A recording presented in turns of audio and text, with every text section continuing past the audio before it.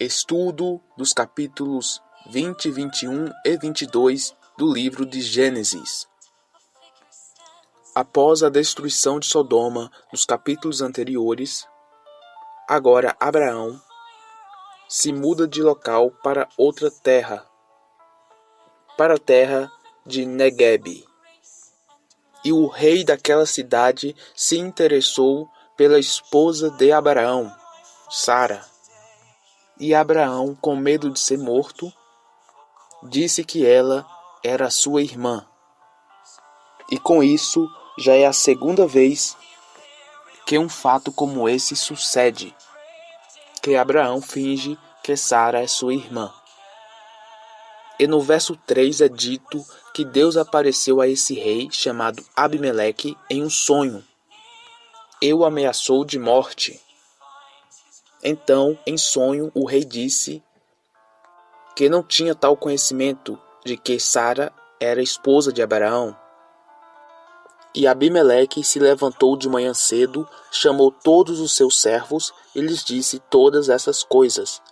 E eles ficaram com muito medo. E Abimeleque pegou ovelhas, bois, servos e servas e os deu a Abraão. E lhe devolveu Sara, sua esposa. Além disso, Abimeleque disse: a minha terra está à sua disposição, more onde quiser. E fazendo isso, Abraão se tornou um homem ainda mais rico. Vale ressaltar que o motivo pelo qual Abraão disse ao rei que Sara era sua irmã era porque ele tinha medo que as pessoas daquele local o matassem para tomar Sara como esposa. No capítulo 21, já de início, vemos que a promessa que Deus havia feito de que Abraão e Sara teriam um filho se cumpre. E o seu nome foi Isaque. Abraão tinha 100 anos de idade quando se tornou pai de Isaque. E Sara tinha 90 anos de idade. E o nome de Isaque significa risadinha, risos. Já que quando o anjo proferiu tal profecia, Sara desacreditou e começou a rir. Isso vimos nos capítulos anteriores. E vale ressaltar que esse era o primeiro filho de Sara, que aconteceu por intervenção divina, já que Sara, a vida inteira, foi estéril e não poderia ter filhos. Mas Abraão já tinha um filho, chamado Ismael. Mas essa história também vimos nos capítulos anteriores. E é dito que quando o menino cresceu mais, foi feito um banquete. E Sara notou que o filho de Agar, a egípcia, o filho de Agar, Ismael, que era filho de Abraão também, caçoava de Isaque. E ela ordena a Abraão para que expulse o filho e a mãe do lugar onde eles moravam. Porque Sara dizia que aquele menino Ismael não seria herdeiro junto com Isaque. E Abraão ficou muito irritado com o que Sara disse, com o que Sara lhe pediu.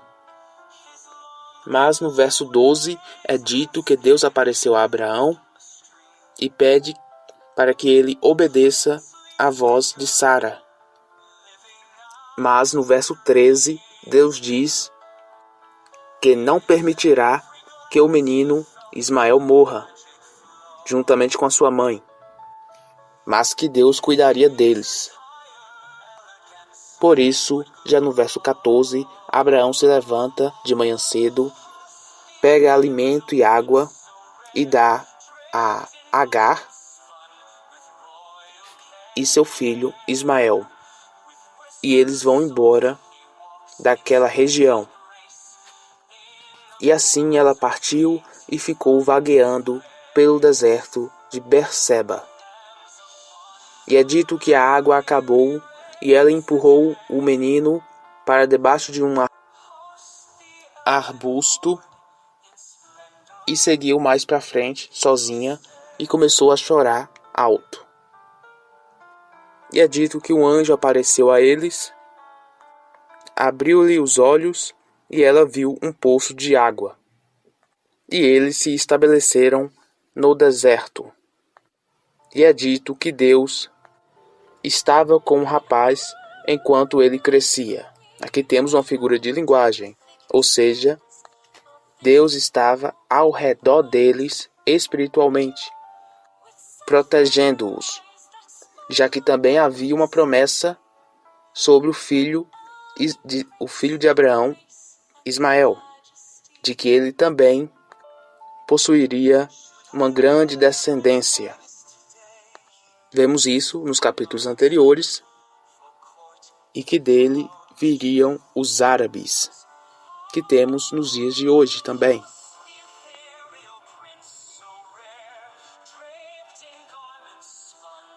Agora no capítulo 22, um acontecimento que choca a muitos. É dito que Deus pôs Abraão à prova e lhe disse: Abraão, por favor, pegue o seu filho, seu único filho, a quem você tanto ama, Isaque, vá à terra de Moriá e ofereça-o ali como oferta queimada num dos montes que lhe indicarei. Vemos aqui que Deus está colocando Abraão à prova para ver se ele de fato ama a Deus de todo o seu coração. Deus diz seu único filho porque Isaque seria o filho da aliança, o filho da promessa que Deus havia feito. E por isso ele diz seu único filho. Mas sabemos que Abraão tinha um segundo filho chamado Ismael também. Assim, Abraão se levantou de manhã cedo, selou seu jumento e levou consigo 2 dos seus servos e seu filho Isaque. Rachou lenha para a oferta queimada e depois partiu para o lugar que o verdadeiro Deus lhe indicou. No terceiro dia, Abraão levantou os olhos e viu o lugar à distância. Abraão disse então aos seus servos: Fiquem aqui com o jumento, enquanto eu e o rapaz vamos até lá para adorar. Depois retornaremos a vocês. No verso 7, percebemos que Isaque não sabia o que aconteceria e pergunta ao seu pai: Aqui estão o fogo e a lenha, mas onde está a ovelha para a oferta queimada? E então Isaque entendeu o que aconteceria, o que devia de ser. Vale ressaltar que Isaque certamente não era uma criança pequena, e sim um adolescente ou até mesmo já um adulto. E Abraão já tinha mais de 100 anos de idade. Então, percebemos que se Isaque quisesse fugir, ele fugiria. Mas, por ter o conhecimento de Deus, já que todos conheciam as histórias de Abraão, Isaque obedeceria à voz de Deus. No verso 9 é dito que Abraão amarrou as mãos e os pés de Isaque. Isso porque, nas ofertas queimadas, que se faziam com animais, essa era a instrução. E quando Abraão estendeu a sua mão com uma espécie de faca para matar seu filho, um anjo de Deus bradou desde os céus e disse: Abraão, Abraão. E ele respondeu: Aqui estou. Então o anjo disse: Não fira o rapaz, e não lhe faça absolutamente nada, pois agora eu sei que você teme a Deus, porque não me negou o seu filho, seu único filho. E assim Deus poupou a vida de Isaque. Porém, futuramente, bem depois, Deus enviará o seu próprio Filho, Jesus Cristo, para ser sacrificado pelos nossos pecados. E tudo isso não passou também de uma simbologia, uma espécie de profecia para o futuro. O lugar onde Isaac quase foi sacrificado, hoje é conhecido como o Domo da Rocha. E vocês podem estar pesquisando mais na internet. Ali, bem depois de Abraão, todos os sacrifícios de animais foram realizados. E tudo não passou de um ato simbólico, de uma maneira profética.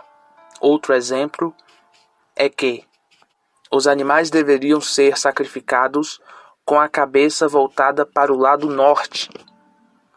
E mais tarde, quando Jesus foi sacrificado, que a Bíblia chama de o Cordeiro sem pecado, segundo os estudos, Jesus também seria sacrificado em algum lugar ao norte, tendo como referência o Domo da Rocha.